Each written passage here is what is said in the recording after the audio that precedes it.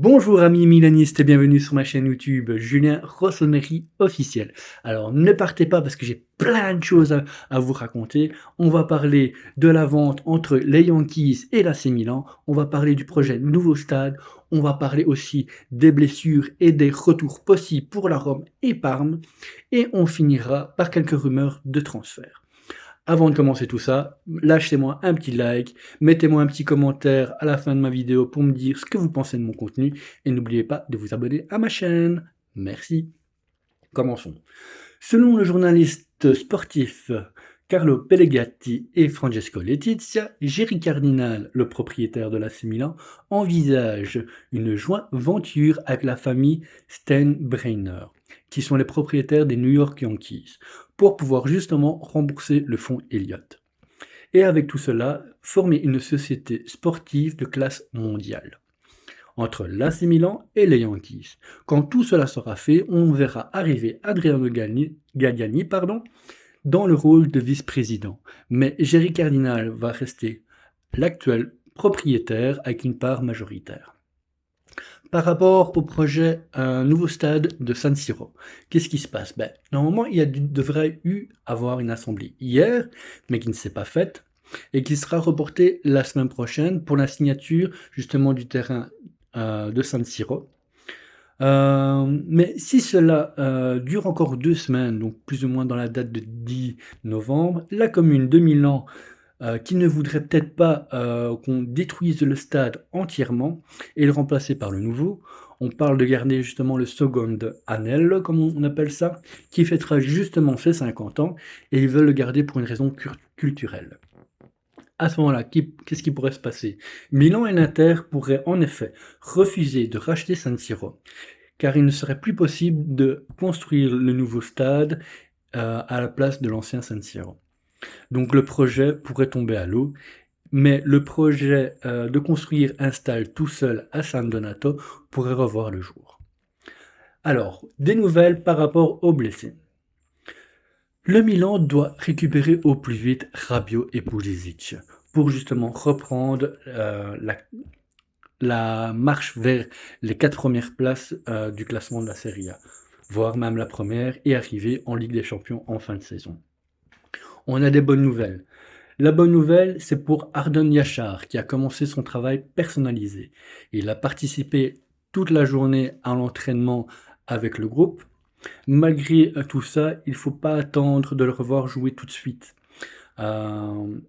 Et encore moins le voir à son plein potentiel à 100%.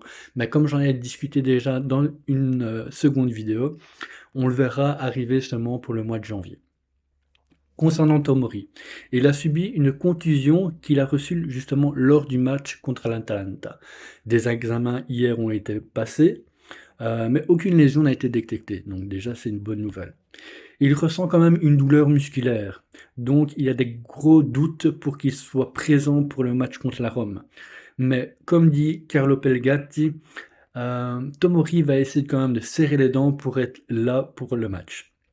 Mais ce que j'ai entendu ici très récemment, ce serait peut-être De Winter qui va le remplacer. Alors, Rafael Leao. Concernant Rafael Leao, comme vous savez, il a joué la première mi-temps lors du match contre l'Atalanta et il est sorti à l'intervalle. Pour justement parce qu'il avait un problème au niveau à la hanche. Des examens aussi ont été passés, mais il n'y a aucune lésion qui est apparente. Vraiment juste une inflammation.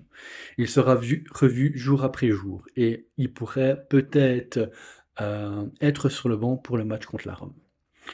Concernant Jiménez, lui aussi, il est sorti en deuxième mi-temps pendant le match contre l'Atalanta. Il a eu une contusion à la jambe. Des examens ont été faits aussi pour lui, mais il n'y a rien de grave. Il sera aussi évalué jour après jour pour pouvoir l'avoir au minimum sur le banc contre le match contre la Rome. Concernant Rabiot, il essaie de faire tout son possible pour pouvoir être disponible pour Mister Allegri. Pour le match contre Parme, malgré ses bonnes intentions, il reviendra à mon avis seulement pour l'Inter. Le derby après justement les matchs internationaux. Concernant Pulisic, Lui aussi, il fait vraiment de son mieux et il pourrait, être présent pour le match contre Parme. Mais attention, il pourrait déjà être présent sur le banc contre la Rome. Ça, ce serait déjà une bonne nouvelle. Concernant justement ces 2 derniers joueurs, s'ils arrivent à être prêts pour le match contre Parme, ils pourraient être vraiment très importants pour le Milan. Car, comme vous avez pu constater, ici, ces 3 derniers matchs, on a pris 4 goals.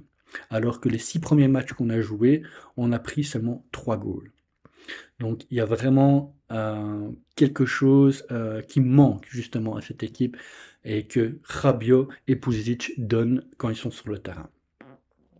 Mais attention, s'ils seront là, pour le match contre Parme, ils pourraient être justement convoqués par leur, équipe respective internationale. Et ce que j'ai entendu dire, c'est que Milan va peut-être tenter, de les garder pour justement qu'ils ne retombent pas blessés parce que comme vous avez pu constater ici au dernier rassemblement international, on a eu 4 joueurs qui ont été blessés, d'affilée et ça a été vraiment l'hécatombe totale pour le Milan. Très, très, très, très dur. Alors, par rapport au transfert, là, c'est une nouvelle qui me vient de Milan Planet. Donc, le Real de Madrid pourrait jouer un rôle dans la stratégie de Milan en janvier. Des sources suggèrent que le géant espagnol pourrait prêter Gonzalo Garcia ou Hendrix au club milanais.